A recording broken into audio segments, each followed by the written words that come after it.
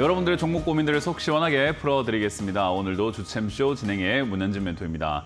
오늘 시장이 크게 움직이진 않았습니다. 올라간 것도 아니고 내려간 것도 아니지만 또 그래도 내려가는 종목 수가 좀 많다 보니까 여러분들 종목도 좀 조정이 들어가고 있지 않을까 싶네요. 그래도 일단 지수가 크게 빠지지 않고 이제 종목의 순환매라고 하죠. 종목의 돈이 이렇게 돌면서 순환매가 일어나다 보니까 여러분들 종목이 올라갈 수 있는 그런 모멘텀들이 좀 생겨 있을 것 같습니다. 그러다 보니 여러분들 종목들 추가 매수 해야 될까 아니면 팔아야 될까 가져가도 될까 이거 지금 손절해야 될까 하는 여러 가지 고민들이 있으실 수가 있는데요. 그런 고민들 저희가 해결하겠습니다. 02-3772번에 0269번으로 전화 주시면 여러분들 종목 고민들을 해결해 가실 수 있다는 점 기억하시고 전화 많이 주시면 감사드리겠습니다. 자, 그리고 유튜브 채팅창에도 여러분들 종목명 올라온 거 보고 저희가 상담을 해드릴 텐데요. 유튜브 채팅창에도 종목명 매수가 비중까지 올려두시면 저희가 상담 중간에 봐드리도록 할 테니까요. 많이들 올려놓으셔가지고 상담을 하셔서 고민들을 풀어가시는 것을 추천드릴게요. 자, 그럼 오늘 시장부터 체크를 한번 해볼 텐데요. 오늘 코스피가 0.14% 정도 이렇게 내리면서 마무리가 되었습니다. 사실 미국 지수가 좀 올라가면서 마무리가 되었죠. 미국이 조금 이렇게 반등이 나가면서 상승세가 나왔었는데 다우존스랑 나스닥, S&P 전부 다 올라가서 이제 금리 인하를 할 건가 보다 그런 기대감들과 금리 인하를 하게 되면은 증시가 조금 더 올라가지 않을까, 우리나라 지수도 좀 더 올라가지 않을까라는 그런 기대감들이 분명히 있었거든요.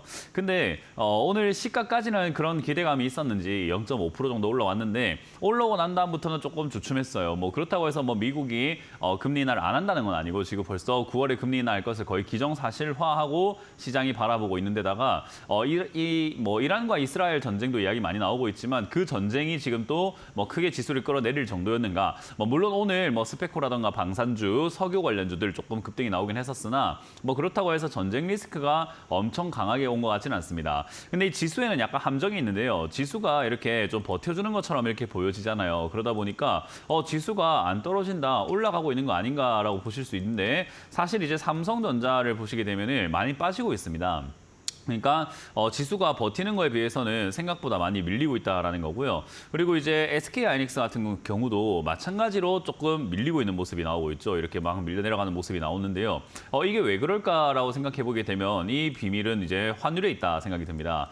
최근에 환율이 많이 빠지고 있습니다. 1370원대에서 내려오지 않을 것 같았거든요. 분명히 저기서 계속 버텨줄 것 같은 이 환율이 지금은 많이 떨어져가지고 1320원대까지 떨어져 있습니다. 이렇게 환율 떨어지다 보니까 이제 우리가 흔히 말하는 미국의 약달러가 진행이 되고 있다. 약달러가 시작이 될 거다라고 예상을 하고 있는 거죠. 왜냐하면 금리를 인하하게 되면 미국의 돈의 가치가 떨어질 것이다라고 예상을 해보고 있는 건데 약달러가 진행되다 보니까 환율 떨어지게 되고 환율 떨어지면은 아무래도 환율이 올라서 수혜를 받던 반도체 기업들, 자동차 기업들 또는 그 외 수출 기업들이 영업이익 좀 안 좋아지겠는데라는 그런 우려감이 생기게 되고요. 마찬가지로 환율이 좀 내려가게 되면은 반대로 수입 기업들은 좀 좋아질 수 있지 않을까라는 그런 기대감들이 생겨요. 그래서 내수도 지금 물가가 조금 수입 물가가 좀 비싼 것 같은데 그런 면에서도 조금 해소가 되지 않을까라는 그런 기대감들이 생긴다는 거죠.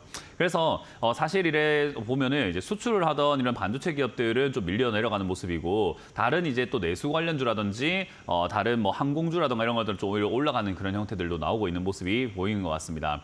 그래서 사실 지금 증시는 실질적으로 이제 많이 올라갔던 반도체 관련주들이 조정을 받는다라고 생각하시면 될 것 같고요. 최근에 이렇게 증시 상승을 이끌었던 종목들이 조정을 받는 반면에 거기서 빠져나온 돈들이 또 바닥에 있는 종목들 또는 다른 종목들로 이렇게 돈이 뿜어져 나가고 있다. 그래서 돈이 순환매가 되고 있다라고 이해하시면 되겠죠.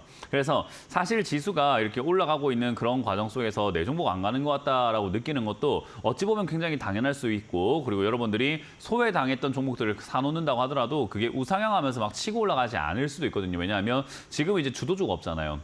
그래서 반도체 테마가 끝나고 난 다음에 주도주가 나오는 그 타이밍까지는 지수가 조금 비리비리할 수 있다 이렇게 이해하시면 되고 과거에 이제 2차 전지가 올라갔던 8월 달 이후에 반도체가 다시 올라올 때까지 반도체가 사실 올 초 때 이렇게 약간 올라가기 시작했던 게 보여졌거든요. 그러니까 주도주가 나올 때까지 거의 한 3, 4개월 정도가 걸렸죠. 그때까지 지수가 부진했던 걸 확인할 수 있는데요. 지금도 마찬가지로 반도체가 지는 해가 되었고 주도주가 새로 나와야 되는데 그게 조금 없다. 그럼 바통 터치가 잘 되지 않기 때문에 이 종목 저 종목 물색을 하는 시기가 옵니다. 그때 이제는 다양한 관련주들이 올라오게 돼요. 단기적인 테마들이 올라온다는 거죠.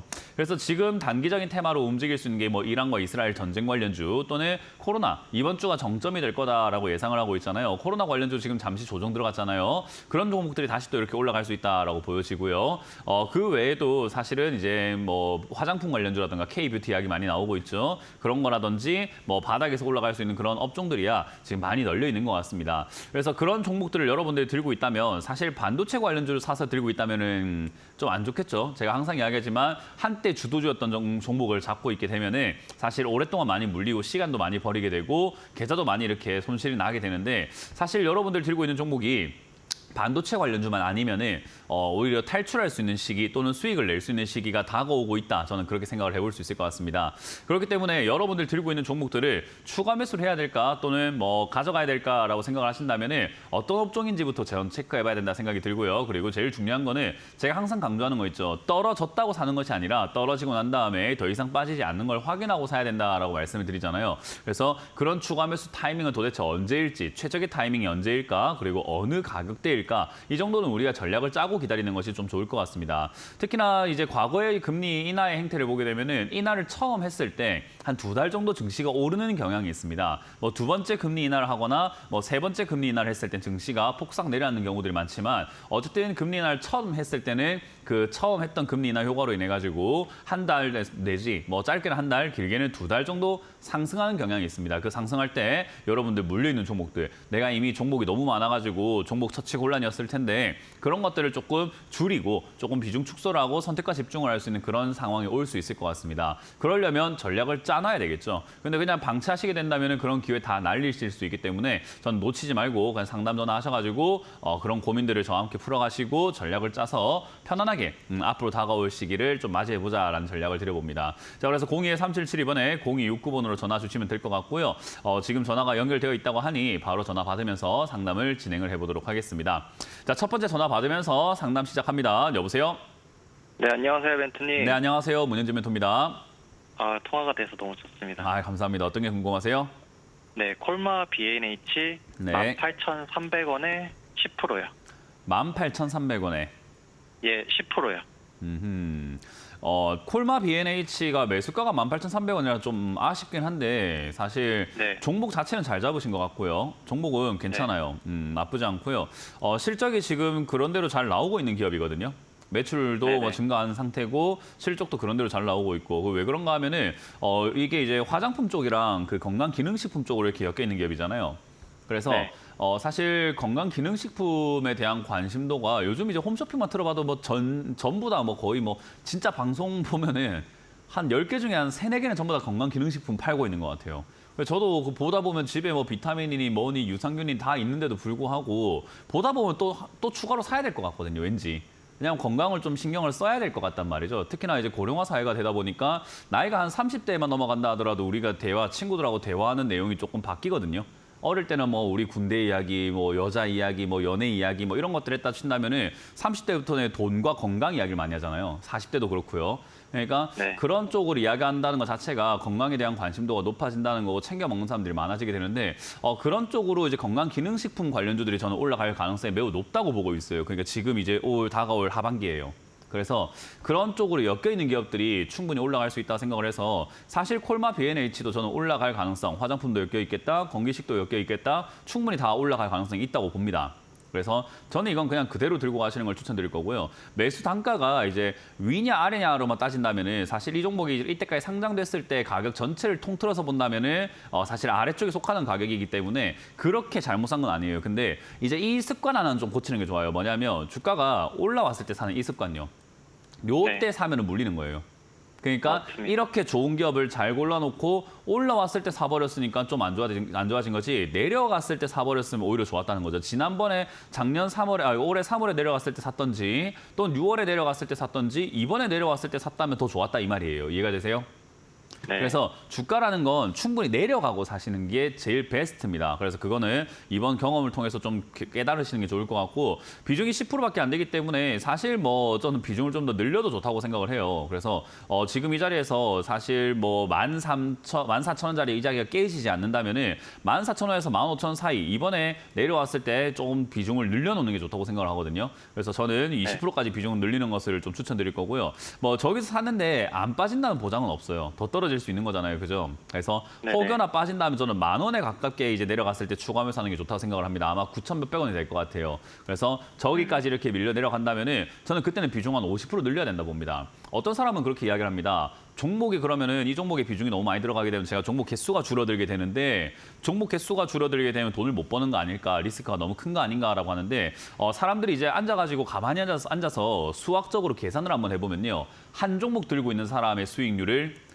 종목 수가 많은 사람이 절대 이길 수가 없어요. 그러니까 종목을 적을수록 수익률이 높아요. 그래서 비중도 많이 들어가게 되고 하는 건데 우리는 종목을 늘려놓는 이유가 뭐가 올라갈지 모르다 보니까 이 종목 저 종목 다 사는 거거든요. 그럼 비중이 네. 다 적어지게 되겠죠. 한 종목에 들어가는 비중이. 그러면 네. 상식적으로 비중 10개 들고 있는 사람이 1개 들고 있는 사람이 이기려면 1개 들고 있는 사람이 수익이 났을 때 10개 들고 있는 사람도 동시다발적으로 그 저 10개 종목들이 다 올라오든지 아니면 1개 종목이 10배 올라서 대박이 터지든지 해야 되거든요.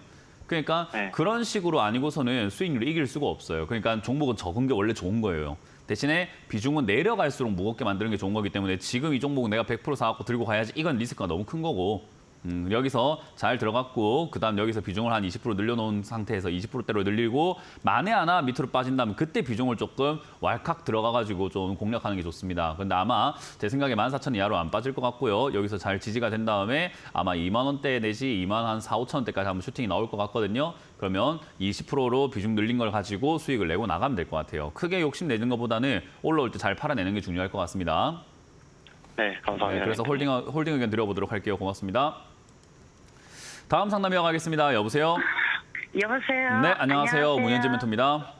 네, 코스모 신소재 네.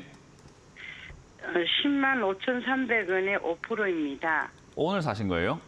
네, 저가 때 사라 그랬잖아요. 이게 뭐가 저가인데요? 가격이 바닥이라 하던데. 누가요? 자, 우리가 이거 지금 현재 주가가 까만색 선이거든요. 차트를 지금 보세요. 까만색 선이에요. 네, 네. 까만색 선이 지금 저가 같으세요? 고가 같으세요? 어떻게 보냐에 따라서 고가일 수도 있고 어떻게 보냐에 따라서 저가일 수 있겠죠. 그죠? 네. 저 위쪽에 올라간 거에 비해서 많이 떨어진 것 같긴 한데 저 아래쪽에 비하면 많이 올라온 것 같죠. 그죠? 네. 이런 자리를 우리는 저가라고 부르지는 않아요. 이런 자리를 저가라고 하는 전문가가 있다면 그거는 저가에 대한 개념과 이해가 없는 사람입니다. 저한테 데리고 오세요. 그 사람 내가 다시 교육시킬 수 있습니다. 이런 자리를 저가라고 부를 수 있는 사람은요. 없어요. 누가 이런 자리를 저가라고 불러요? 이 자리는 저가라고 부르지 않습니다. 가격이 많이 떨어졌다고 해서. 가격이 많이 떨어지긴 했죠. 근데 뭐 다 떨어졌다고 할 수는 없죠. 네. 거의 뭐 말장난하고 있는 거잖아요, 지금. 가격이 다 떨어졌다, 많이 떨어졌다, 많이 떨어지긴 했죠. 근데 다 떨어졌나가 중요한 거죠. 그러니까 이런 자리에서는 우리가 매매를 잘 안 합니다. 그러니까 이런 자리에서 들어가는 것 자체가 리스크가 크다고 보시면 되고요. 다행스럽게도 코스모 신소재가 지금 이 아래쪽으로 내려와 있는 이 지금 현재 자리가 많이 떨어지긴 한 자리가 맞고 단기적으로 반등이 나갈 수 있는 자리긴 해요. 그래서 진짜 초단타 느낌으로 단타 느낌으로 여기 들어가서 매매하는 거라고 한다면 상관없는 자리입니다. 지금 오늘 사셨다 하더라도 크게 상관없는데 사셨다면은 이제 이거 앞으로 TV를 보시든 뭐 하든 많이 빠졌다고 하던데요. 뭐 저점이라고 하던데요. 뭐라고 하던데요. 좋습니다. 뭐 이유가 뭐가 됐든 앞으로 TV 보시면서 계속 매매하실 것 같기 때문에 제가 거기서 추가로 이제 앞으로 했으면 좋겠다 생각이 드는 걸 하나 꼭 제시할게요. 뭐냐면 사시는 건 좋은데 계속 들고 가서 가만히 냅두면 어떻게든 되겠지라는 그런 안이라는 생각은 하시면 안 돼요. 어떻게 해야 되냐면 샀으면 아닐 때 손절하고 나갈 줄도 알아야 돼요. 무슨 말인지 이해가 되나요? 네. 특히나 네, 네. 아까 봤던 한국 콜마 제가 B&H와 같은 그런 종목들 콜마 B&H는 제가 아까 상담했던 분한테 제가 이렇게까지 뭐라 하지 않았죠. 네. 그분은 진짜 싸게 진짜 많이 떨어진 걸 샀어요. 왜냐하면 코스모 신소재는 지금 저기 위에서부터 이렇게 떨어진 거지 밑에서 저기 아래쪽에서 거의 근 20년 동안 머물고 있던 자리가 어디냐면은 여기입니다. 5,000원입니다. 4,000원이고요. 그러니까 10만 5천원 자리도 아직까지 너무 비싼 자리인데 콜마 B&H를 가보게 되면은 콜마 B&H는 저 윗자리에서부터도 많이 빠졌고 역대 최저가에 가까워요. 그냥 얘는 여기 이하로 내려간 적이 거의 없어요. 그냥 이런 자리는 그냥 많이 빠졌구나라고 해도 누구나 인정할 만한 자리라는 거죠. 논란의 여지가 없잖아요. 왜 여기 이하로 빠진 적이 없잖아요. 14,000원 이하로 빠진 적이 없기 때문에 여기는 그냥 싸게 산 게 맞고 시청자님은 아니 지금 엄청 올라간 거를 지금 5천짜리를 10만 5천에 샀다고 지금 싸게 샀다고? 아니 뭔 그런 이야기를 하죠. 5천짜리를 20만 원까지 갔다가 10만 원까지 받았다고 많이 빠졌다고 이게? 아하 참나 이런 생각이 드는 거거든요. 거기다가 기업이 지금 이제 2차전지 쪽으로 엮여 있는 기업이긴 한데 매출과 영업이익이 또 그만큼 엄청나게 늘어났는가 하면은 영업이익은 사실 뭐 10배, 20배 늘어난 게 아니라 거의 한 3배밖에 안 늘어났어요. 매출 자체가. 그러니까 매출과 영업이익이 커진 거에 비해서 주가만 엄청 비싸진 거거든요. 라면으로 치면은 라면 한 봉지에 1,000원에 팔다가 라면 3봉지 주는데 20만 원에 팔고 있다고요. 근데 그걸 10만 원에 판다고 싸다고 생각하신다고요? 저는 그것도 바가지라고 보거든요. 1,000원에 한 봉지짜리를 3봉지를 주는데 20만 원 팔다가 10만 원 판다고 그거를 지금 싸다고 하면 그거 완전 속은 거밖에 더 됩니까? 그러니까 개념을 우리가 조금 잘 잡아야 된다는 거죠. 근데 아유 괜찮아요. 못 잡아도 괜찮아요. 그러면 어떻게 하면 되냐면은 내가 샀는데 여기가 위험하고 조금 내려가게 되면은 더 많이 빠질 수 있는 자리입니다. 7만 원대, 5만 원대까지 빠질 수 있는 자리야. 왜냐하면 아직 다 안 떨어졌어요. 더 떨어져야 돼요. 그러면 저기까지 내려갈 가능성이 있다라고 가정을 했을 때 안일시 매도를 하면 돼요. 그러면 아무 문제 없어요. 없던 일이 될 수 있습니다. 잔소리 들을 이유도 없어요. 잘했어요. 그렇게 되면. 내려갈 때 손절만 잘하면 돼요. 그래서 저는 이거는 10만 원 무너지면 그냥 칼같이 손절하라라는 전략을 드릴 겁니다. 무슨 말인지 이해가 되세요? 네. 만약에 10만 원 떨어질 때 이거에 만약에 손절이 안 된다 그럼 주식을 접으셔야 돼요. 그냥 안 하시는 게 맞아요. 왜냐하면 차트에 대한 이해도도 없고 가격에 대한 이해도도 없는 상태에서 돈만 잡고 이렇게 놓고 계시는 거면 그냥 날릴 가능성, 잃을 가능성이 훨씬 높아요. 그러니까 그건 안 하는 게 좋아요. 그래서 지금 일단 한 개 한 개 배워가면서 성장을 하고 싶다라고 하신다면은 일단 이건 잘못 산 게 맞고 잘못 샀지만 바로 잡을 수는 있다. 10만 원이 무너진다면 칼같이 손절해버려라. 그게 이제 바로 잡는 첫 번째고요. 두 번째는 큰 수익 노리는 거 아닙니다. 이런 자리는 단기적으로 반등 나갈 때 팔아내는 자리이기 때문에 11, 2만 원 선에서 그냥 단기적으로 분할 매도해가지고 분할 매도라고 함을 나눠가지고 판다는 겁니다. 나눠가지고 팔아가지고 치워버려야 됩니다. 그 이상 올라가는 건 내 거 아닙니다. 여기는 그냥 단타로 보고 들어와야 되는 자리이기 때문에 그래요. 장기 투자를 하는 자리가 아니라는 거예요. 이해가 되세요? 네. 그래서 그렇게 짧게 대응하시면 되겠고 이게 이제 만약에 매도가 됐어요. 뭐 손절을 했든 수익이 났든 매도가 됐다. 그러면 다음번 매매는 하지 마세요. 왜냐하면 지금 차트에 대한 이해도 싸다는 개념, 뭐 비싸다는 개념 이걸 지금 제대로 이해를 못하고 계시기 때문에 그러면은 지금 싸다고 해서 샀는데요 하는 자리마다 이런 자리가 될 거예요 아마. 그건 지금 뭔가 제대로 이해가 안 됐고 교육이 안 됐기 때문에 사는 족족 손실 납니다. 그러면 운이 따르면 수익이고 안 되면 계속 손절하거나 손실이 날 거예요. 그러면 그렇게 안 되게끔 일을 안 벌리는 게 제일 좋으니까 매수를 안 하는 게 제일 좋은 거예요. 이해가 되셨죠? 네. 그렇게 해서 감사합니다. 방송을 보면서 공부를 좀 하는 걸 추천드려 보도록 합니다. 고맙습니다. 네. 감사합니다. 다음 상담 이어가겠습니다. 여보세요? 네, 여보세요? 네, 안녕하세요. 문현진 멘토입니다. 네, 안녕하세요. 네. 예수가십니다. 네, 어떤 게 궁금하세요? 두산 에너빌리티 네, 21,350원에 15% 샀는데 네. 예, 이렇게 자꾸 물려가지고 있네요. 네. 아유, 어떻게 하면 좋습니까? 네. 올라갈 때 사면 내려갈 때 몰리는 게 당연한 겁니다. 그러니까 우리가 네. 쉽게 생각하면 제가 여기서 방송 중에 뺨을 탁 때리면 아플까요, 안 아플까요? 아프죠? 예, 그 제가 뺨 때려가지고 왜 이렇게 아프죠 물어보면 시청자님 저한테 뭐라고 할 거예요? 뺨을 때리면 아픈 게 당연한 거 아닙니까? 네. 그죠? 그러니까 주식을 할 때 제가 이런 이야기를 많이 하거든요. 올라가면 내려가고 내려가면 올라가는 게 정상인 겁니다. 주식 시장에서는 그게 너무나 정상인 거예요. 올라갔으면 네네. 다음 차례는 내려가는 게 맞고요. 내려갔으면 그 다음 차례는 올라가는 게 맞아요. 이 단순한 사실을 저는 방송에서 10년 동안 이야기를 하고 있는데도 불구하고 사람들은 올라갈 때 사더라고요. 올라갈 때 네. 사면 당연히 내려갑니다. 그러면 올라갈 때 샀으니까 당연히 수익이 날까 물릴까 하면 물릴 가능성이 훨씬 높아요. 그러니 요거 내가 지금 사가지고 고생 중이에요. 물렸어요. 라고 하면은 아, 예, 그럴 수밖에 없겠네요. 왜요? 매수가를 보니까 올라갈 때 사셨네요.가 되는 거예요. 그러니까 어떤 사람이 뺨이 벌개져가지고 와서 왜 아픈가 봤더니 뺨을 때려서 아픈 거예요. 그러니까 알고 나면 뺨이 왜 이렇게 아프죠? 하면은 아, 뺨을 때렸으니까 아프죠라고 할 수밖에 없는 거라는 거죠. 이게 자연스러운 현상입니다. 그래서 네. 사람들은 이걸 뭐 놀리는 거냐라고 하는데 놀리게끔 행동을 하고 있죠. 올라갈 때 사면 물리는 게 당연한데 올라갈 때 사놓고 물렸다고 이야기하는 게 지금 이게 무슨 대화가 뭐 이렇냐라는 거죠. 그래서 저는 이건 말이 안 되는 대화라 생각합니다. 올라갈 때 사면 네. 물리는 게 당연한 거예요. 그래서 제가 아까 오늘 처음 상담할 때도 습관 하나만 고치자. 내려갔을 때 사는 게 좋다라고 항상 이야기했던 게 그거예요. 아까 이제 두 번째 상담에서도 내려왔을 때 사는 게 좋지만 그거는 고점 대비 내려가는 중이기 때문에 내려와 있을 때 매수를 하는 것 자체가 아무 때나 내려왔다고 막 사는 건 아니거든요. 그래서 두 번째 상담을 제가 또 잔소리한 거고 지금 시청자님 그냥 올라갈 때 사신 거예요. 그래서 이거는 네. 사실상 지금 뭐 당장에 탈출 가능성이라고 할 거는 딱히 없을 것 같고요. 일단 두산 에너빌리티라고 하는 이 기업 자체가 나쁜 건 아닙니다. 실적 잘 나오고 있고요. 뭐 원자력 이런 쪽으로 엮여가지고 충분히 움직이고 있는 기업이다 보니까 저는 뭐 다시 테마가 또 형성이 된다면 뭐 움직일 수도 있지 않을까 싶어요. 그래서 최근에 이제 원전 뭐 수주 이야기 나오게 되면서 그 테마로 올라오게 되었고 그런 테마로 이렇게 주가 급등 나왔을 때 이제 그거를 위에서 올라왔을 때 사버렸으니까 당연히 내려가는 타이밍이 되었고 다행히도 주가가 내려가면 자연스럽게 제가 어떻게 된다고 방금 말씀드렸냐면 주가가 내려가면 자연스럽게 올라가요. 그래서 이 내려가는 게 끝이 나면 올라갈 겁니다. 그러니까 이 내려가는 게 끝날 때까지 함부로 추가 매수 이런 거 하시면 안 되는 거예요. 왜냐하면 내려가는 게 끝이 안 나는데 추가 매수를 왜 해요? 그래서 이거는 내려가는 게 끝이 나야지만 추가 매수가 가능하다 보면 되고요. 현자리에서 지금 내려가게 되면은 가장 유력한 지지 라인이 한 15,000원짜리가 된 것 같아요. 지난번에도 15,000원짜리에서 반등이 나갔으니까요. 근데 여기서 만약에 지지가 된다고 했을 때 추가 매수가 가능하냐라고 하면 저는 아니라고 할 겁니다. 왜냐하면 얘도 아까 이제 방금 전 본 상담과 똑같은 게 올라갔다가 내려가고 있는 중이긴 하나 얘가 지금 제일 많이 내려갔을 때는 2,500원, 5,000원대까지 3,000원까지 내려갔단 말이죠.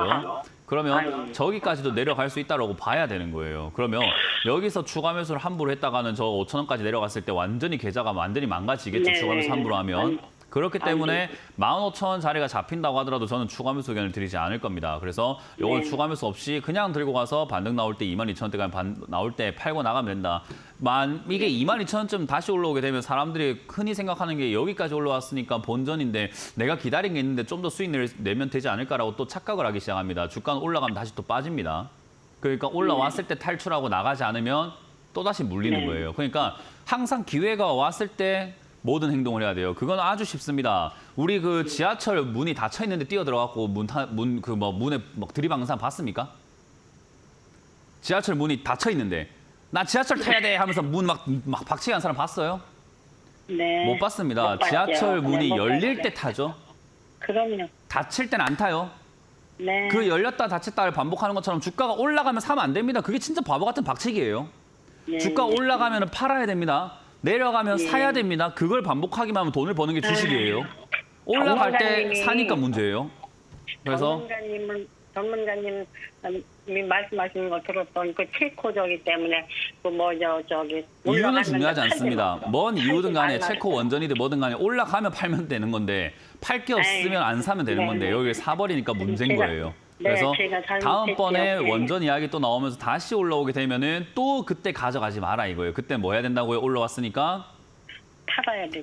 그렇게만 생각하시면 돼요. 그래서 그때 잘 매도하시면 되고요. 만약에 15,000원에서 더 내려가면은 또 여기서 막 팔아버리는 분들이 있어요.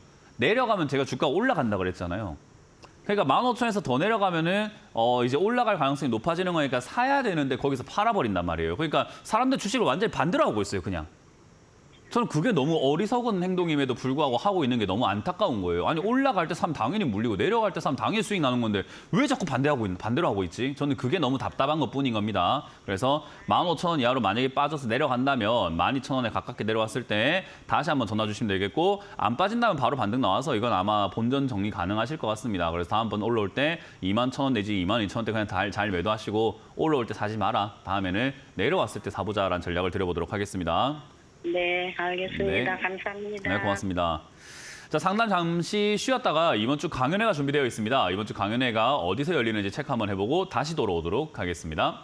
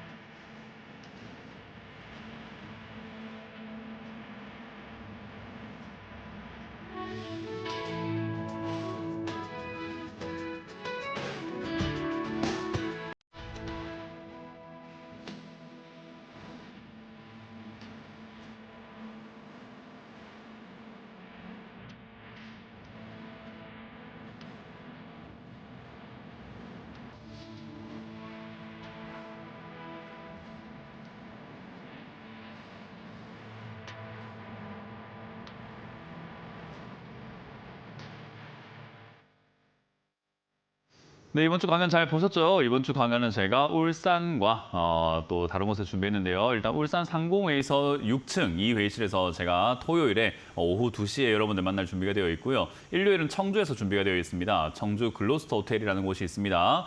청주 글로스터 호텔 3층 세미나홀에서 오전 11시에 강연 준비되어 있으니까요. 오프라인 강연 오시면 제가 뭐가 비싼지 뭐가 싼지에 대해서 설명해 드리러 가고 있습니다. 그렇기 때문에 근처에 계시거나 시간이 있다 하신다면 꼭 오셔가지고 싸다, 비싸다에 대한 개념 확실하게 조금 이해하고 가시는 것을 추천드려 보도록 하겠습니다. 자, 그럼 오늘도 여러분들 고민들 계속해서 풀어가 볼 텐데요. 일단 유튜브에 올라온 종목들이 있다고 하니까 바로 보도록 하겠습니다. 영진약품입니다. 영진약품을 매수하셨고 3,500원의 비중이 23%라고 하셨네요. 사실 영진약품이 나쁜 기업은 아니거든요. 이 기업은 참 좋은 기업 중에 하나인데 기업이 좋지 올라갈 기업이거나 돈 벌 수 있는 기업이라고 말하기는 조금 애매하긴 합니다. 그래서 사실 뭐 적자도 좀 났다가 흑자도 좀 났다가 왔다 갔다 하는 기업이긴 해요. 근데 왜 좋다고 하냐면 대주주가 좋아요. 대주주가 KTNG죠. 담배인삼공사죠. 그래서 사실은 KTNG와 같은 이런 대기업이 공기업이 갖고 있다 보니까 사실 회사는 아주 탄탄한 그런 기업이라고 생각하시면 됩니다. 그래서 재무나 이런 것들이 조금 위험이 생긴다 하더라도 대주주가 살려낼 가능성이 굉장히 높고 지분도 많이 들고 있다 보니까 사실 장기 투자하기에는 그렇게까지 나쁜 기업은 아니라는 겁니다. 근데 이제 이런 기업들의 가장 큰 문제점이 뭐냐면 제약 바이오가 한때 급등하고 한참을 쉬고요. 코로나 때도 한때 급등하면은 한참을 쉬어버려요. 그래서 이제 그렇게 쉬는 동안에 중간에 어딘가에 올라타 버리게 되면은 그 쉬는 동안 엄청 오랫동안 물린다라는 단점이 있죠. 그래서 이제 제약 바이오든 뿐만 아니라 모든 관련주 급등하고 나면은 한참을 쉰다라는 것을 기본적으로 가야 됩니다. 그러니까 이게 보통 이제 사이클이 짧은 기업들은 한 3년, 긴 기업들은 한 5년에서 10년 걸려요. 그러니까 다시 올라오기까지 그 정도 오래 걸린다라는 겁니다. 그래서 내려가는데 보통 1년, 2년, 3년, 4년, 5년이나 내려가는 기업이다 보니까 지금 이것도 1년, 2년, 3년, 4년째 이제 내려가고 있는 중이 됐죠. 근데 4년째 내려오니까 역시나 이제 슬슬 바닥을 잡아가는 과정이 되었고요. 원형 바닥을 만들면서 우상향하려고 폼을 잡습니다. 뭐 실적 부분도 있었을 거고 뭐 비만 치료제니 치매 치료제니 여기저기서 이런 제약 바이오 움직임들이 보여지다 보니까 분위기가 제약 바이오 쪽에 이렇게 나쁘지 않게 흘러가서일 수도 있고요. 그리고 코로나가 다시 또 유행을 하다 보니까 그런 쪽으로 이렇게 돌아오면서 이제 매수세가 살살 몰리고 있나 봅니다. 이렇게 보통 우상향을 하기 시작하면은 보통 슈팅이 한번 나오게 되는데 그 슈팅이 어디까지 나오냐의 문제고요. 이 발판을 어디까지 끌어올리냐의 문제입니다. 이렇게 우상향하는 발판을 계속 야금야금 올려간다면 언젠가 슈팅 나올 때 거기서부터 슈팅이니까 좀 제법 많이 나오겠죠. 근데 지금 슈팅 나오면은 오히려 시청률 본전까지도 안 올 수 있습니다. 그래서 오히려 지금 이렇게 우상향하면서 올라가는 걸 내버려 두세요. 아직까지 우상향 상승세가 끝난 건 아니기 때문에 그냥 그대로 내버려 두시면은 아마 3,000원 내지 뭐 3,100원쯤에서 슈팅 나오면은 아마 본전 찾고도 남을 한 4,000원까지 올라갈 수 있을 겁니다. 그래서 3,000원 이상 올라오게 되면은 본전 찾는 건 아무 일도 아니니까 그냥 그대로 들고 가시면 되고요. 혹여나 이게 이제 우상향을 하는데 여기서 빠졌다가 우상향 올라오는 경우들이 있거든요. 만약에 여기서 흔들면서 한번 빠져버리게 된다면은 이번에 추가 매수를 뭐 조금 못 하신 것 같긴 한데 이번에 내려오게 된다면 2,100원에 가깝게 추가 매수를 좀 진행을 해가지고 올라올 때 탈출하는 것이 좀 좋을 것 같아요. 그래서 제약 바이오는 사실 지금 분위기에서 올라갈 수 있는 뭐 굉장히 좋은 테마 중에 하나입니다. 그러니까 다음 주도주가 제약 바이오가 될 수 있다라는 전망들도 굉장히 많이 나오고 있죠. 저도 뭐 주도주 후보군 중에는 그 가능성이 있지 않을까. 우리 왜 연말 되면은 연말 대상 후보 이렇게 하는데 대상을 받는다는 건 아니잖아요. 그 후보 중에 누군가는 받는 거잖아요. 그러니까 그런 주도주 후보에 제약 바이오가 있지 않나라고 봅니다. 그래서 그런 주도주가 될 수 있기 때문에 좀 내려간다면 전 추가 매수를 좀 해놓는 것도 괜찮다 봅니다. 그래서 2,100원까지 밀려 내려간다면 2,100원 내지 2,200원 이하로 내려간다면 비중을 한 30에서 40%까지 늘리시는 걸 추천드리고요. 만약에 내려가지 않는다면 그냥 그대로 들고 가셔도 본전 탈출하는 것은 크게 어렵지 않으니까 홀딩 의견 드려보도록 하겠습니다. 다음 상담도 이어가 보도록 하겠습니다. SKIE 테크놀로지를 매수하셨다라고 하셨는데 장기적으로 가져가야 될까요? 일단 종목만 봤을 때 그냥 제가 설명해드리고 싶은 것은 뭐 그냥 장기로 들고 갈까요? 이런 질문이 아니라 들고 갈 수밖에 없는 상황일 겁니다. 그래서 이거는 어쩔 수 없고요. 45,000원대 매수를 하셨고 비중이 10%입니다.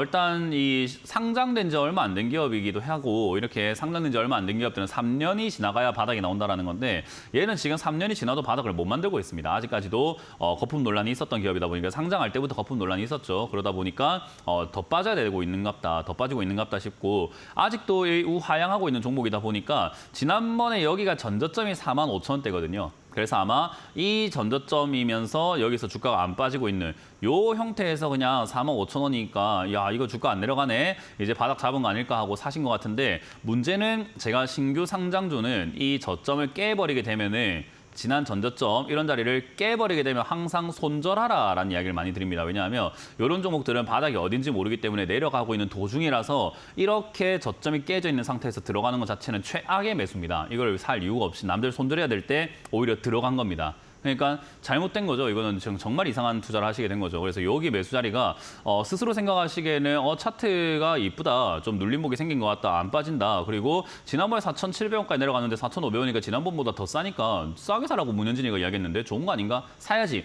라고 생각했을지도 모르겠지만 매매 자리로서는 100점 만점에 한 2점 드리고 싶네요. 이거는 거의 뭐 안 하는 자리입니다. 이런 자리는 진짜 뭐 최하수, 뭐 진짜 완전히 어제 주식 계좌 연 사람들이 사는 자리지 이거는 뭐 아닙니다. 말도 안 되는 자리예요. 그러니까 이런 자리에 매수하거나 추천한 사람이 있다면 이건 주식을 모르는 사람들입니다. 아예 모를 때 저렇게 살아죠. SKI 테크놀로지는 저가 빼고 깨지고 내려가고 있는 자리이기 때문에 절대 접근해서는 안 되는 종목이고 지금도 앞으로도 자리를 잡을 때까지는 아무도 접근하면 안 되는 종목입니다. 그러니까 이분은 어쩔 수 없이 장기적으로 가져가야 되는 상황인 거예요. 저한테 질문하실 문제가 아닌 거죠. 그럼 그렇게 가져가도 되는 기업입니까? 라고 한다면 괜찮죠. SK 뭐 이노베이션이 대주주인데다가 지금 이제 뭐 리튬 배터리라든가 2차전지 배터리 쪽으로 해가지고 부품 만들고 있다 보니까 사실 뭐 나쁘지 않죠. 여기서 뭐 실적은 요즘에 좀 안 좋아진 거는 2차전지 쪽이 판매량이 좀 줄고 있긴 하잖아요. 실제로. 그리고 인기가 좀 많이 떨어지기도 했고 그리고 2차전지 아직도 뭐 타시는 분이 있긴 있지만 안 타시는 분들이 압도적으로 좀 많고 그리고 자동차 업계들도 뭐 2025년부터 배터리 자동차, 2차전지 자동차 그러니까 전기차만 만들 거라고 했다고도 야 이거 2차전지 자동차만 만들었다고 우리 회사 망하겠는데 좀만 더 늘리자. 가솔린차 조금만 더 만들어서 팔자. 이런 분위기로 점점 바뀌어나가고 있다 보니까 사실 매출과 영업이익이 떨어지는 거고 한때 기대했던 것보다는 조금 이렇게 득보다는 실이 훨씬 더 많은 상황이 돼버린 거죠. 그런데 어쨌든 장기적으로 본다면 그러니까 지금 당장은 아닌데 장기적으로 본다면 2차전지 자동차를 타야 될 것 같긴 하죠. 전기차를요. 근데 뭐 리튬 배터리가 만드는데 여러분들 아실지 모르겠지만 리튬 1톤 만드는데요. 물을 한 2, 3톤 정도를 써야 돼요. 그러니까 굉장히 오염수가 방사능 오염수가 굉장히 많이 나오게 되고 이 리튬이 친환경이냐 아니냐 해가지고 논란이 많습니다. 타고 다닐 때는 참 친환경인데 만들어지는 과정을 보니까 이거 진짜 환경 파괴 많이 시키구나라는 인식이 있단 말이죠. 그래서 이제 나트륨 배터리라는 쪽으로 이렇게 사람들이 관심을 좀 가지고 옮기려고 하는 거잖아요. 근데 어쨌든 그런 것들 하나하나 종합해봤을 때 저는 2차전지가 단기 반등은 있을 것 같지만 장기적으로 보면 진짜 한참 많이 걸릴 것 같다 이런 생각이 듭니다. 그러니까 오히려 지금 이제 2차전지가 저는 태양광처럼 될 것 같아요. 과거에 10년 전, 20년 전에 태양광 산업처럼 뭐 좋을 거다 해가지고 주가 급등했는데 다시는 그 가격까지 안 오는 OCI 홀딩스가 딱 그 가격이거든요. 60만 원대 있다가 지금 뭐 5만 원, 7만 원, 8만 원 이렇게 왔다 갔다 하고 있잖아요. 그런 식으로 한참 뒤에는 저 밑바닥이 있지 않을까. 그러니까 너무 앞서갔던 것 같아요. 주가만요. 그래서 저는 2차전지 장기 투자도 솔직히 좀 긍정적으로 보지는 않습니다. 그래서 단기 반등 나올 때 잘 정리하시라. 지금 이 자리에서 이제 우상향 살짝 하면서 올라가고 있는데 4만 원에서 4만 원 2, 3천 원까지 이렇게 우상향하면서 올라갈 수 있거든요. 크진 않겠지만 이런 거 올라올 때 팔아내지 않으면 장기적으로 물리시게 될 겁니다. 그래서 장기적으로 물리게 되면은 그만큼 고통도 많이 받겠지만 전략도 되게 까다로워집니다. 그리고 이 산업에 대한 이해도가 저보다도 훨씬 진짜 압도적으로 많으셔야 돼요. 근데 저는 2차전지에 대한 산업에 대한 이해도가 그렇게 높은 편은 아닙니다. 저는 주식 매매를 하고 차트를 보면서 이런 걸 좋아하다 보니까 기업에 대한 어떤 막 이해도가 엄청 높진 않아요. 그래서 저보다 SKI 테크놀로지에 대해서 많이 공부하시고 2차전지에 대해서 많이 공부하신 다음에 장기로 보신다면 저는 최소한 10년, 20년 투자해야 되지 않을까 싶습니다. 그렇게 투자할 바에 다른 종목 사는 게 낫지 않을까요? 반등시 매도 견 드려보도록 하겠습니다. 다음 종목 이어가 보도록 하겠습니다. 다음 종목은 원택인가요?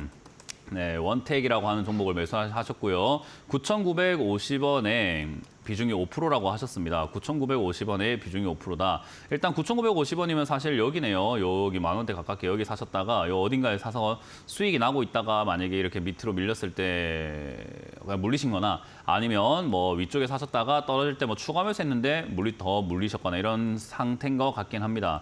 근데 사실 원택이라고 하는 이 기업도 저는 이제 아까 말한 것처럼 기업에 대해서 잘 안다기보다는 차트 그리고 흐름 이런 것들에 대해서 분석을 좀 많이 한다고 말씀을 드렸잖아요. 그냥 딱 봐도 꺾여 있거든요. 있거든요. 이런 종목은 이제 사실 위험하죠. 그리고 이렇게 한참 올라왔다가 빠진 종목이 눌렀다가 다시 가는 경우들도 있긴 있거든요. 그건 이제 핵심 산업일 때. 그러니까 근간 산업이라고 하죠. 뭐 반도체 같은 경우라 해도 뭐 핵심 산업에서 핵심 대장주 같은 종목들. 그런 종목들이 우상향하면서 계단식으로 올라가는 경우들이 있긴 있습니다. 대표적으로 삼성전자. 대표적으로 셀트리온, 대표적으로 뭐 SK하이닉스 뭐 이런 기업들이 되겠죠. 그런 식으로 우리가 알만한 뭐 진짜 이름이 엄청나게 잘 알려진 그런 기업이 아니고서는 실적이 암만 좋아진다고 하더라도 매출이 암만 증가한다 하더라도 이제 그런 산업에 완전 대장이 되어 있는 기업, 진짜 시가총액 또 아주 큰 기업이 아니고서는 우상향하면서 올라가긴 조금 힘들어요. 그래서 뭐 레이저 의료기기 만들어가지고 이런 쪽에서 의료기기도 초음파 의료기기 이러니까 정말 좋겠다, 앞으로 많이 팔리겠다 싶어서 매수하셨을지 모르겠으나 보통은 이제 중소형 주죠. 이거는 시가총액이 이렇게 올라와가지고 한때는 1조를 뚫었겠지만 지금 이제 5천억이란 말이죠. 그러니까 시가총액이 1조가 되지 않은 이런 기업들 중에서 우상향하는 기업이 있는가 하면요. 대부분 없고요. 거품 만들어지고 거품 빠지고 거품 만들어지고 거품 빠지고를 반복하는 게 주식시장입니다.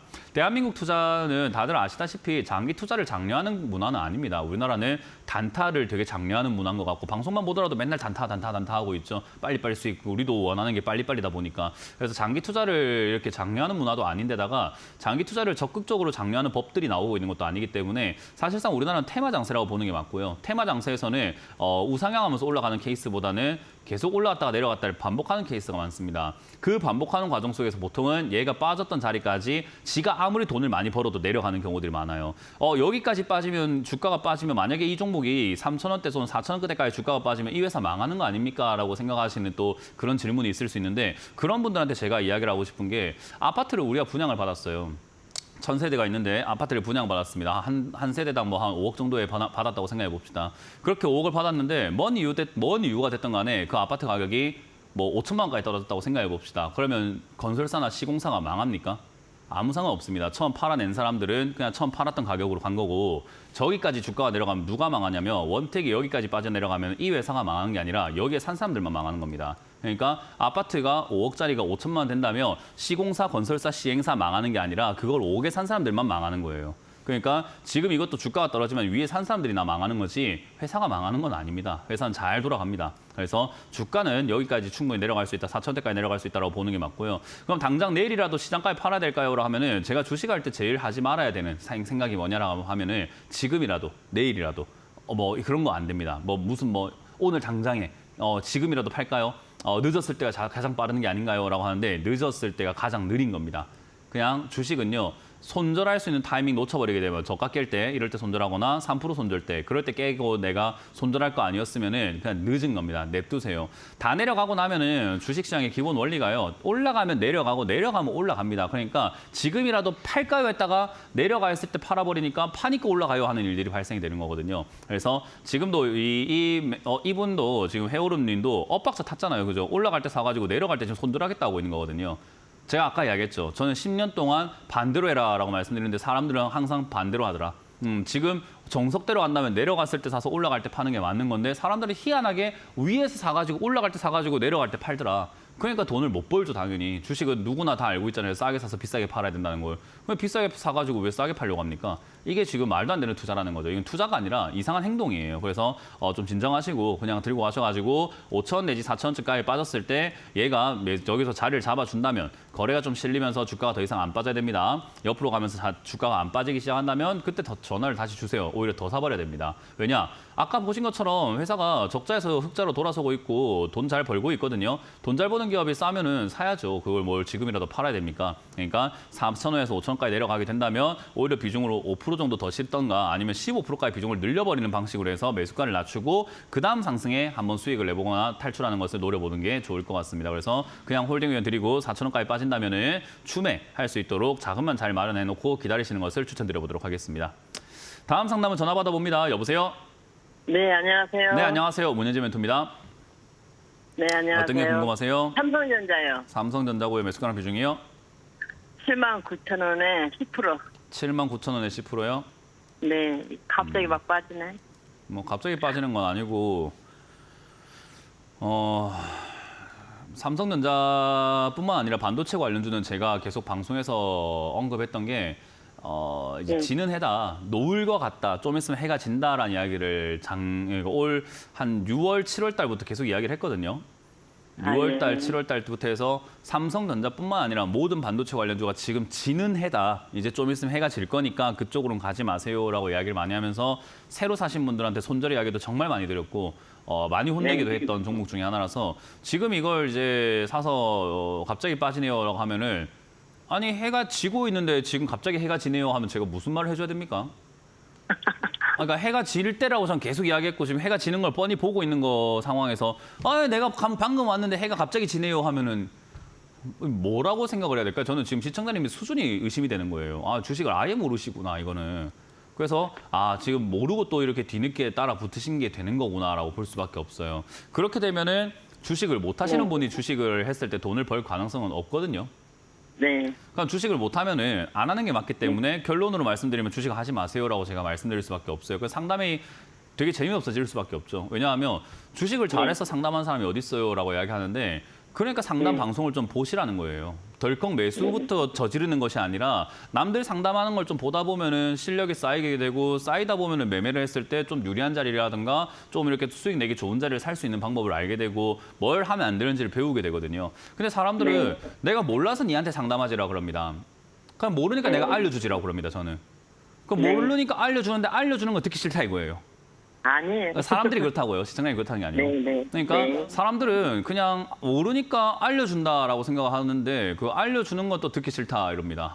그러니까 뭐 어쩌라는 건가 싶습니다. 그냥 뭐 왜 그런가 잘 모르겠어요. 상담을 이용하실 때 상담을 사고 난 다음에 이용한다는 느낌보다도 상담 방송을 통해서 뭔가 좀 배워야 되겠다 생각하시는 게 제일 좋은데 잘하는 사람들의 방법은 수천 수백 가지거든요. 그러니까 공부 잘하는 사람들도 여러 가지 방식으로 공부를 하는 거잖아요. 그죠? 그래서 여러 가지 방식, 자기만의 방식으로 서울대 갔겠지만 서울대 못 갔거나 또는 공부를 안 했거나 꼴등하거나 하는 친구들은요. 항상 똑같습니다. 거의 이유가 같아요. 뭐 때문에 공부하기 싫었고 머리가 잘 안 돌아갔고 놀고 싶었고 이거 하고 싶었고 하기 싫었고 다 이유가 비슷하잖아요. 그죠? 네. 그러니까 그런 거예요. 상담 방송을 보는 이유는 못하는 사람들이 전화하니까 어떻게 하면 못하는 게 아닌가를 연구를 해보자는 거죠. 어떻게 하면 안 되는가를 연구해 보자는 거죠. 그거에서 제일 중요한 게 올라갈 때 사는 거. 그리고 두 번째 올라와 있는 걸 사는 거. 그리고 세 번째 올라왔다가 빠지는 걸 사는 거. 이 세 개가 전부 다 공통적으로 제가 10년 동안 상담을 해보면서 느낀 개인 투자자들 항상 물려서 전화 온 사람들의 공통점 세 가지입니다. 첫 번째 올라갈 때 사는 버릇. 두 번째 올라와 있는 것을 사는 버릇. 세 번째 올라왔다가 떨어지는 걸 싸다고 사는 버릇. 이 세 개 때문에 계좌가 다 망가지거든요. 이 세 개에서 돈 번 사람이 없는데 왜 이 세 가지를 다 하시려고 하는지 모르겠어요. 그게 지금 다 공통적으로 들어가 있는 게 삼성전자입니다. 그렇기 때문에 삼성전자는 개인들이 사가지고 크게 수익 나는 종목도 아닌데 마음고생만 좀 심하게 하는 종목 중에 하나예요. 움직임이 되게 느린 편이거든요. 거기다가 추세가 한번 꺾이게 되면은 얘들은 추세 꺾이고 한참을 내려가요. 그러니까 다시 또 이 종목은 저기 어디지 한 5만 원대까지 또 내려갈 수 있다는 거죠. 한번 꺾이면 거기까지 내려가는 경우들이 굉장히 많기 때문에 그래요. 그래서 지금 이 자리에서는 장기로 들고 갔다가 큰일 난다. 그래서 지금은 주도주가 교체가 되고 있는 시기인 것 같아 보이기 때문에 삼성전자, SK하이닉스가 좀 지는 해가 돼버리면 다른 떠오르는 해가 등장을 하게 되면요. 얘들은 이제 완전히 이제 완전 저 변두리로 밀려나는 겁니다. 그럼 내려가는 거 아무도 이제 신경 안 쓰고 들고 있는 사람들만 내 종목 언제 올라갑니까? 내 종목 언제 이러고 있는 거예요. 아무도 신경 안 써줄 겁니다. 그래서 삼성전자는 지금 들고 있으면 불리합니다. 저는 이거 지수가 이제 내일 반등이 나갈 가능성이 있어 보이는데요. 지수가 반등 나가거나 했을 때 얘가 잠깐이라도 빨갛게 올라오면은 손실이 그렇게 크지 않은 7만 7,500원부터 7만 8천원에 가깝게 매도하시는 게 좋겠다 생각이 듭니다. 지수가 좀 강하게 올라가 준다면은 7만 8천원에서 7만 9천원 올라갈 수는 있거든요. 이번 주 엔비디아 실적 발표가 있다 보니까 그 실적 발표 기점으로 빠질 것 같아요. 저는 뭐든지 실적 발표가 나오면 기대가 실망으로 바뀌면서 또는 이제 기대감이 없어지게 되면서 재료 소멸이 돼가지고 빠지는 경우들이 더 많아서 오히려 밀릴 수 있겠다 생각이 들기 때문에 일단은 뭐 그게 제 예상이 맞을지 모르겠습니다만은 최대한 빨리 매도하세요. 삼성전자는 지금 들고 있으면 불리합니다. 예. 그렇게 잘 정리하시고 다음번에 이런 매매 안 하시는 걸 추천드리고 상담 방송을 좀 많이 한번 보세요. 어떻게 하면 물리는가. 제가 많이 뭐라 하잖아요. 그죠? 그러면 어떻게 하면 물리는가를 많이 연구 한번 해보세요. 그러면 내가 뭘 하면 안 되는가가 딱 답이 나옵니다. 네, 감사합니다. 네, 고맙습니다. 다음 상담 이어가겠습니다. 여보세요? 네, 여보세요? 네, 안녕하세요. 문현진 멘토입니다. 네. 예, 안녕하세요. 네, 어떤 게 궁금하세요? 대구건설 5,400원에 20%요. 5,400원에 20%요? 예, 예. 일단 건설주가 지금 단기 반등이 나오고 있긴 한데 저는 이거 단기 반등이라고 생각하거든요. 장기로 올라갈 게 아니라 지금 이제 금리 네네. 인하가 될 것이라는 기대감 때문에 사람들이 집을 사고 있고 아파트 가격이 또 올라가고 있고 분양 붐이 다시 또 청약 붐이 막 일어나다 보니까 건설주에 네. 대한 기대감들이 생기고 있는데 사실 지금까지 역사적으로 금리 인하를 하고 부동산이 올라간 적은 이제 별로 없습니다. 그러니까 거의 다 부동산 다 박살나요. 그러면 금리 인하를 서두르게 될 거고 서두르러 금리를 인하하게 되면은 집을 바로 사는 것이 아니라 나중에 사야지 하면서 버티는 사람들이 더 많아지게 되거든요. 그래서 네. 금리 인하를 하게 되면 집값이 올라갈 거다라고 생각하는데 아닙니다. 나중에 낮아진 금리가 집값을 올리게 돼요. 그러니까 다 낮아지고 난 다음에 그렇게 된다는 거거든요. 낮아지는 네. 동안 집을 산 사람들은 어떻게 됩니까? 하면 거의 다 물려가지고 처치곤란에 빠지거나 어거지로 살아가거나 하게 됩니다. 근데 영끌했다 그러면 전부 다 경매로 나온다거나 집값이 폭락을 하게 되는 사태에 만드는 또 주범이 돼버려요. 그래서 사실 이제 건설업종이 지금 좋으냐라고 물어본다면 저는 리스크가 굉장히 큰 기업이라고 생각하고 큰 업종이라고 봅니다. 그래서 저는 건설업종이 지금 단기적으로 올라오고 있을 뿐이고 이 단기적인 흐름은 짧으면은 한 달, 길면 한 2달 정도 지속이 될 것 같아요. 그러면 올라온다면 한 4,700원 내지 한 5,000원까지는 한번 터치를 하거나 올라올 수 있겠다 생각이 듭니다. 짧은 기간 동안에. 저는 네. 그때 매도를 하지 않으면은 아주 오랫동안 네. 물릴 것 같아요. 물론 네. 어떤 리스크가 다 터지고 난 다음에 주가가 싸지고 그 리스크가 해소가 되고 다시 또 나아간다면 주가가 더 많이 올라갈 수는 있습니다. 근데 그 리스크가 터질 때 우리가 일반 투자자들이 5천에 산 사람들이 견딜 수 있을까 그걸 만약에 이 종목이 3천 내지 2,500원까지 내려간다면 멘탈이 견딜 수 있을까라는 문제가 남아 있거든요. 그래서 저는 네. 그냥 물려서 내가 사서 고생 좀 하지 말고 팔았다가 상황 좀 지켜보고 다시 사도 되지 않느냐라는 이야기를 많이 합니다. 그래서 저는 예. 건설업종은 솔직히 말해서 반도체 업종만큼이나 지금 수많은 개인 투자자들 계좌에 안 들어갔으면 하는 종목 중에 하나예요. 그래서 네. 계좌에 있는 건설업종은 최대한 빨리 정리하는 것을 전 추천하고 있으니까 그 점 참고해서 대응하시길 바라고요. 일단 이 종목이 이 단기 상승이 생각보다 약한 경우에도 팔아야 된단 말이죠. 생각보다 약한 네. 경우는 한 4,500원 정도에서 밀릴 수도 있는데 그러면 4,500원에서 파는 게 좀 좋습니다. 그래서 이거는 지금 당장은 제가 파악할 수 있는 문제가 아니라서 4,500원까지 왔을 때 거래가 조금 실리지 않거나 조금 이렇게 치고 올라가지 못한다면 저기서 밀릴 수 있습니다.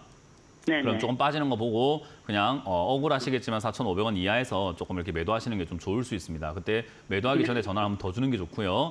여기서 네네. 내려왔다고 해서 추가 매수할 의견은 안 드릴 거고요. 그냥 네. 올라올 때 반등 말고는 지금 이거는 의견이 없습니다. 네, 고맙습니다. 잘 정리하시길 바랍니다. 다음 상담 전화 받아봅니다. 여보세요? 여보세요. 네, 안녕하세요. 문현진 멘토입니다. 예, 안녕하십니까. 네, 어떤 게 궁금하세요? 강원랜드요. 강원랜드고요. 매수가랑 비중이요? 매수가는 14,500원요. 비중은 20%요. 매수가랑 비중이 둘 다 괜찮네요. 잘 샀네요. 일단 요 내려와 있을 그래요? 때까지 잘 기다리신 것 같고 예. 뭐 어떤 이유가 됐든 간에 딴 거 보다가 보니까 얘가 내려와 있던지 간에 뭐든 좋았어요. 그냥 타이밍이 참 좋았다 생각이 들고요. 강원랜드가 지금 여기서 이제 크게 안 내려가고 있고 지금 얘는 지금 이제 거의 뭐 역대까지는 아니지만 아주 신저가에 내려와 있거든요. 그래서 예. 강원랜드는 지금 이제 파동상 올라갈 파동에 놓여져 있습니다. 그래서 이건 그냥 그대로 들고 가시면 되고요. 올라가게 된다면 그냥 이 내려가고 있는 이 파동 속에서 윗단계까지는 올라갈 수 있습니다. 거기 한 2만 원짜리 또는 한 7, 8천 원까지 올라갈 수 있다고 보거든요. 그래서 예. 저 정도까지 그냥 홀딩해서 가져가면 되는데 문제는 저기까지 올라간다 그러면 지금 내가 가진 비중 전부 다 끌고 올라가려고 하는 게 인간의 심리고 개인 투자자들의 심리예요. 그 어떤 부자들도 그런 식으로 가져가는 사람 없습니다. 분할 매도하면서 올라갈 때마다 팔면서 올라가요.